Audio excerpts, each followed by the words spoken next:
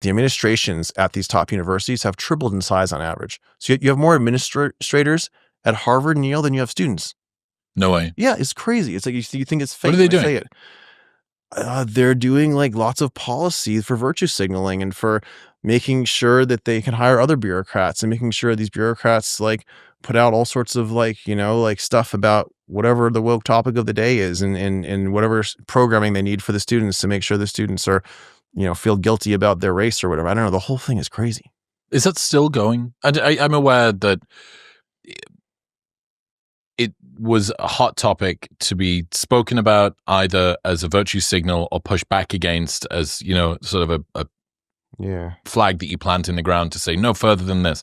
And that seems to have died at least a little bit. There's always a sense that those sorts of news stories catch fire when the rebellious outer party is the one that's pushing against it. And I think that, if you're inside of the tent pissing out as opposed to outside of the tent pissing in, it does give a different dynamic.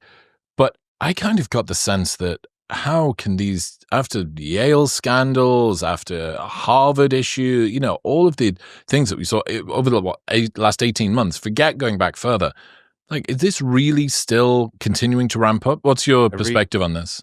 I don't know if ramp up's the right word, but what happened is that there was a march through the institutions, right, as the famous communists discussed, and these institutions were conquered by extreme ideologues, right? There's been multiple studies of this where like the administrators are pretty much universally to the hard left of the professors and they're activists.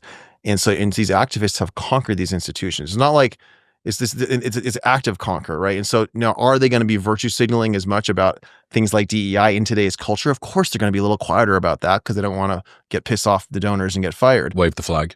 But are they going to keep controlling things the same way with these insane values?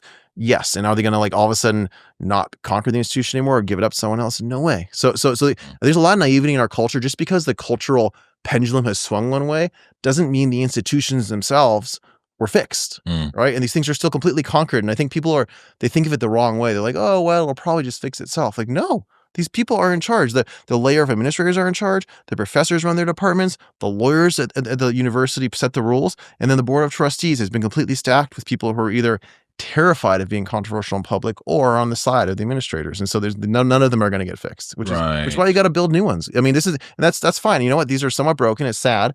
Let's build new ones.